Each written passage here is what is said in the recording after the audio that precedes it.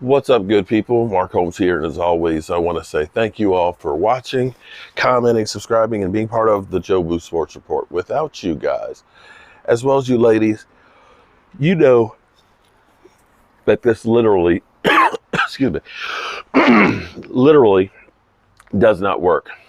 It is strange because this is the second day of March, and the weather is crazy. You see, I'm out here, short sleeves, no shoes on.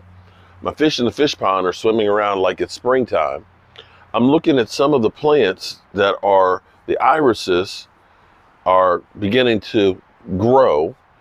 Some of the plants are beginning to bloom. It's way too soon for that shit. You got tornado warnings and stuff in Texas right now. I woke up because my back was bothering me last night in the middle of the night, and was up just sitting up to take care of my back, and my arm was numb, and looking at my phone and looking at the weather, and I'm looking at pretty much all of Arizona. It looks like it's snowing all the way into El Paso at 3 o'clock in the morning. This shit ain't normal. This shit is crazy. This weather, we went from California being dried up, shriveled up like a prune, to it seems like they keep getting flood after flood after flood. I just don't know what's going on. Be that as it may, this warm weather, which means we're going to have a lot of bugs this spring because we haven't had the hard freeze to kill their ass. It's just crazy. We got the combine going. There's a lot of great prospects that are out there. Looking at Will McClay and looking at Stephen Jones and looking at Dan Quinn there, looking at the linebackers and defensive linemen. And, you know, it's funny because Dan Quinn looks like a kid at Christmas. It's like, what new toy am I going to get this year? It's actually a beautiful thing watching them. It's, quite frankly, I have to say it's not really, I mean, it's glorified workouts. It's not football. The drills you're seeing are not football-esque.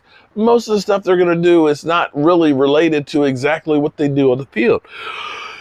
And there's going to be guys that rise and fall because of their workouts here and there. But the bottom line is, can the guy play football? That's all you want to know. Now, I'm intrigued and I'm excited. I'm intrigued and I'm excited because I want to believe the Joneses. I want to believe that we are going to make a big move. But the thing that drives me crazy here is, you know, we've heard that teams are talking to the Texans about Brandon Cooks. You know, Hopkins, supposedly you can get for a second-round pick. You know, Jalen Ramsey might be a second-round pick. I still have in the back of my mind Stephon Diggs. The thing that drives me crazy about the Joneses is it's almost like the way it used to be for a fight. Back when you had Don King, who was the king of promotion, they would build up, you know, all these Mike Tyson fights and stuff. And I remember the Michael Spinks fight that lasted under 2 minutes. The build-up for this thing, oh my God, it's going to be the greatest thing in the world, this, that, and the other. And then by the time it happened, you were disappointed because you were expecting this great, humongous fight, you know, bloodied and bludgeoned and everything else. And here it is. You get to it, you're disappointed. And I feel like that's what the Joneses do. They keep giving us all this hype, all this pre-fight hype. Oh, you know, we're working on big things. I would rather instead of the hype machine, not only for us, because expectations are the building blocks of resentment. When you're expecting something and you don't get it, you're disappointed. As opposed to not expecting anything and you get something, you're excited. What are big things to the Dallas Cowboys? To them, signing anybody who's a free agent in the first couple of weeks would be big. But is that big to you?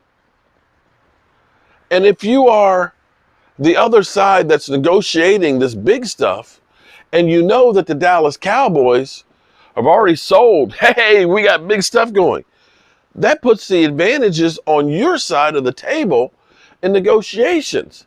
You know, it's kind of like, and I don't understand why they do this stuff. When they say, we're looking for a trade, but if we can't get a trade, we're going to release them. Why would I give you something if you're going to release them? Why wouldn't I just let you release them, let you take the cap hit, and me keep my draft picks?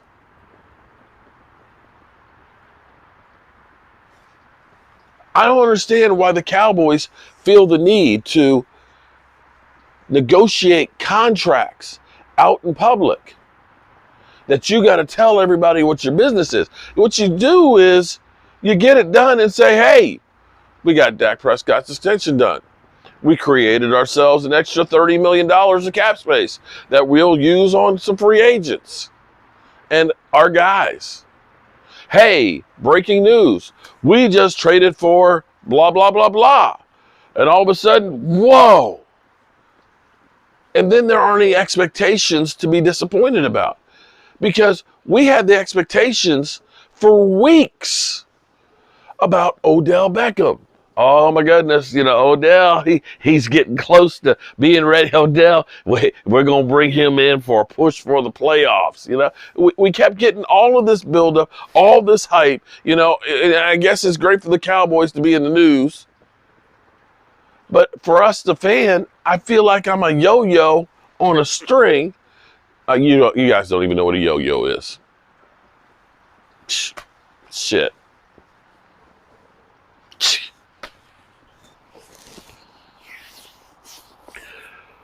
Y'all generation don't know what a yo-yo is, do you?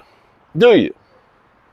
See, before the digital age, y'all, we actually went outside and played.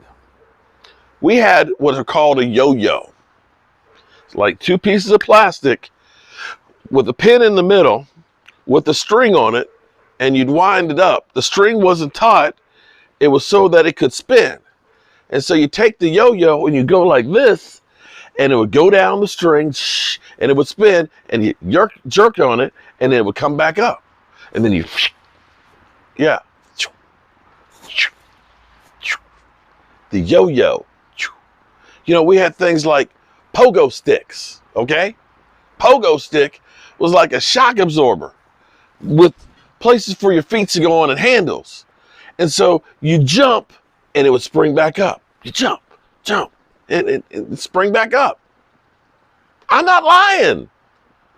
This is what we used to do for entertainment. We'd go outside in 80, 90 degree weather with our yo-yo. Oh, and marbles. Had to have the marbles too. Marbles.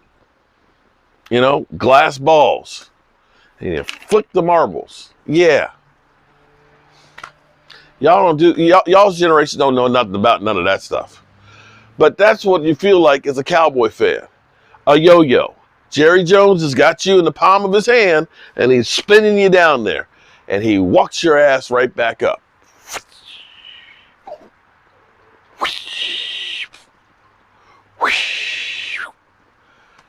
We're yo-yos. We're here living and breathing and waiting. Please, Jerry, please send us some news. Please do something big for us, Jerry.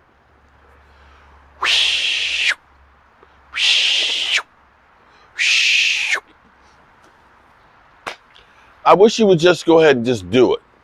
Just do it and surprise the hell out of us. Don't let us know it's coming, because now you set up expectations that something big's going to happen. Because in my mind, something big is like a Amari Cooper trade when we brought him in. Something big is like when you got Charles Haley.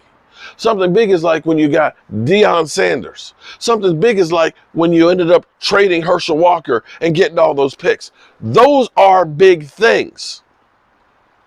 So if you end up signing Odell Beckham Jr., I'm disappointed. That ain't big. It's not. Anyway, I'm tired, boss. And I'm going to carry my behind to bed. Remember, good people. Remember, good people. Tell the people you love. You love them. Might not get the chance again, good people. And I love you. And God willing, I'll see you tomorrow.